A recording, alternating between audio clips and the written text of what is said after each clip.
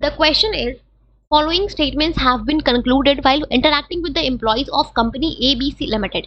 Coordination is the responsibility of the middle level management only. Coordination begins after the controlling function of management. Coordination leads to duplication of efforts. Comment on the above statement whether they are correct or incorrect and correct the incorrect statement. तो यहाँ पे आपसे question क्या बोल रहा है कि यहाँ पे हमने जब कंपनी ABC लिमिटेड के एम्प्लॉयज के साथ इंटरेक्ट किया तो उन्होंने कुछ कंक्लूजन दिया। उन्होंने क्या बोला कि जो कोऑर्डिनेशन है वो आपके सिर्फ और सिर्फ मिडिल लेवल मैनेजमेंट की रिस्पॉन्सिबिलिटी है। दूसरा उन्होंने क्या बोला कि जो कोऑर्डिनेशन है वो आपके कंट्रोलिंग फंक्शन के साथ स्टार्ट होता है। और तीसरा उन्होंने क्या बोला कि जो कोऑर्डिनेशन है it leads to duplication of efforts. तो हमें ये बताना है कि जो स्टेटमेंट्स है ये सही है या नहीं है। अगर स्टेटमेंट रॉन्ग है तो करेक्ट स्टेटमेंट क्या है हमें ये भी बताना है। ठीक है, हम बात करते हैं सबसे पहले स्टेटमेंट। तो हमारा पहला स्टेटमेंट क्या है कि जो कोऑर्डिनेशन है ये क्या है, it is a responsibility of the middle level management only. तो क्या ये स्टेटमेंट ट्रू है? तो ये स्टेटमेंट ट्रू नहीं है। हमने क्या पढ़ा है कि कोऑर्डिनेशन क्या है, ये एक ऑल परवेसिव फंक्शन है जो आपको हर लेवल पे, हर डिपार्टमेंट पे, हर फंक्शन में चाहिए होता है, राइट। चाहे आपका टॉप लेवल हो, मिडिल लेवल हो या लोअर लेवल हो, आपको हर लेवल पे कोऑर्डिनेशन चाहिए होता है। ये हर मैनेजर की रिस्पॉन्सिबिलिटी, हर लेवल के मैनेजर की रिस्पॉन्सिबिलिटी होती है कि वो कोऑर्डिनेशन को इंश्योर करे ताकि हम अपने गोल्स को अच्छे से अचीव कर पाए, राइट। आपका जो कोऑर्डिनेशन है ये आपको टॉप लेवल को चाहिए होता है ताकि वो जो भी उसके सबऑर्डिनेट्स हैं उनके साथ कोऑर्डिनेट करे, राइट।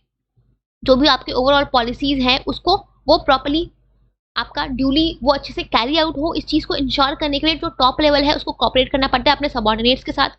जो आपका मिडिल लेवल है वो आपका कोऑर्डिनेट करता है आपके टॉप लेवल और आपके लोअर लेवल के साथ, राइट, ताकि जो भी प्लान्स आपके टॉप लेवल ने फ्रेम किया है वो प्रॉपर्ली इम्प्लीमेंट हो, एग्जीक्यूट हो, राइट। जो आपका लोअर लेवल है, जो आपका ऑपरेशनल लेवल है, वो आपका कोऑर्डिनेट करता है जो आपके एक्चुअल वर्कफोर्स होते हैं उनके साथ, ताकि जो काम है, जो वर्क है, वो आपके प्लान के अकॉर्डिंग हो, राइट। सो ये आपकी जो कोऑर्डिनेशन है ये आपको सारे मैनेजर, सारे लेवल के मैनेजर की रिस्पॉन्सिबिलिटी होती है। सिर्फ एक लेवल का मैनेजमेंट कोऑर्डिनेट करेगा तो काम हम अपने गोल्स को अचीव नहीं कर पाएंगे। जब सारे लेवल्स आपस में कोऑर्डिनेट करेंगे तो ही हम अपने गोल्स को अच्छे से अचीव कर पाएंगे, राइट। सो पहला आपका क्या होगा कि coordination is the responsibility of, coordination is the responsibility of all the levels of management, all the levels of management, right। अब आते हैं दूसरे स्टेटमेंट में। दूसरा स्टेटमेंट क्या है हमारा कि कोऑर्डिनेशन जो है it begins after the controlling function of management. तो हमने क्या पढ़ा कि कोऑर्डिनेशन क्या है, ये एक ऑल परवेसिव फंक्शन है जो हमें हर मैनेजमेंट के फंक्शन में चाहिए होता है, चाहे वो प्लानिंग का हो, ऑर्गेनाइजिंग का हो, स्टाफिंग का हो, डायरेक्टिंग का हो या कंट्रोलिंग का हो। हमें हर फंक्शन में कोऑर्डिनेशन चाहिए होता है। जब हम प्लान्स को बनाते हैं तो हम उन प्लान के बेसिस पे ही हम अपने ऑर्गेनाइजिंग के प्रोसेस में हम अपने ऑर्गेनाइजेशन के स्ट्रक्चर को प्रिपेयर करते हैं। हम उस ऑर्गेनाइजेशन के स्ट्रक्चर के बेसिस पे ही हम स्टाफिंग का प्रोसेस करते हैं, हम लोगों को रिक्रूट करते हैं, हायर करते हैं। और हम जो लोगों को रिक्रूट या हायर करते हैं हम उन्हीं लोगों को डायरेक्टिंग के प्रोसेस में गाइड करते हैं, सुपरवाइज करते हैं, मोटिवेट करते हैं। और हमने जो गोल्स सेट किया हम उसके बेसिस पे ही हम अपने एक्चुअल परफॉर्मेंस को कंट्रोलिंग के प्रोसेस में चेक करते हैं कि हम जो काम कर रहे हैं वो सही डायरेक्शन में कर रहे हैं या नहीं कर रहे हैं। और अगर कोई गलती होती है उसको हम फाइंड आउट करके ठीक करते हैं। तो कहीं ना कहीं जब ये सारे फंक्शंस के बीच में कोऑर्डिनेशन है, ये सारे फंक्शंस क्या है, एक दूसरे के साथ लिंक्ड है, एक दूसरे के ऊपर इंटरडिपेंडेंट है। तो अगर इनके बीच में आपस में कोऑर्डिनेशन नहीं होगा तो हमारे जो गोल्स है वो स्मूथली अचीव नहीं हो पाएगा, राइट। तो जो आपका कोऑर्डिनेशन है ये आपका प्लानिंग के मैनेजमेंट के फर्स्ट फंक्शन से ही स्टार्ट होता है, that is planning.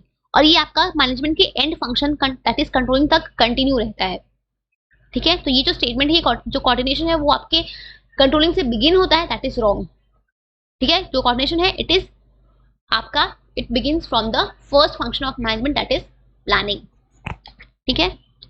So controlling जो है, जो कोऑर्डिनेशन है, coordination begins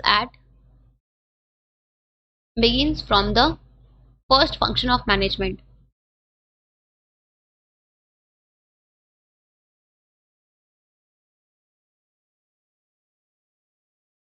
that is planning, ठीक है। अब आते हैं थर्ड स्टेटमेंट पे। थर्ड स्टेटमेंट क्या है हमारा कि coordination leads to duplication of efforts. अगर कोऑर्डिनेशन होगा तो क्या वहां पे डुप्लीकेशन ऑफ एफर्ट्स होंगी। जब आपको पता है कि आप अब अगर आप आपस में कोऑर्डिनेट करोगे, अगर आपस में आप तालमेल करके काम करोगे, चीजों को करोगे, तो क्या कोई कंफ्यूजन होगा? कोई डुप्लीकेशन ऑफ एफर्ट्स होगा? नहीं होगा। सबको पता है कि कौन क्या कर रहा है, कैसे कर रहा है, राइट? तो कोई भी डुप्लीकेशन ऑफ एफर्ट्स नहीं होगा। सबको पता है कि किसको क्या करना है, कैसे करना है, राइट? तो कोई आपका ओवरलैपिंग ऑफ एक्टिविटीज, कोई क्योस, कोई डुप्लीकेशन ऑफ एफर्ट्स नहीं होते हैं, राइट? जो काम है, जो गोल्स है, वो हमारा स्मूथली अचीव होता है जब हम अपने ऑर्गेनाइजेशन में कोऑर्डिनेशन को मेंटेन करते हैं, कोऑर्डिनेशन को इंश्योर करते हैं, ठीक है? सो ये स्टेटमेंट भी आपका रॉन्ग है। कोऑर्डिनेशन जो है reduces or say prevents duplication of efforts,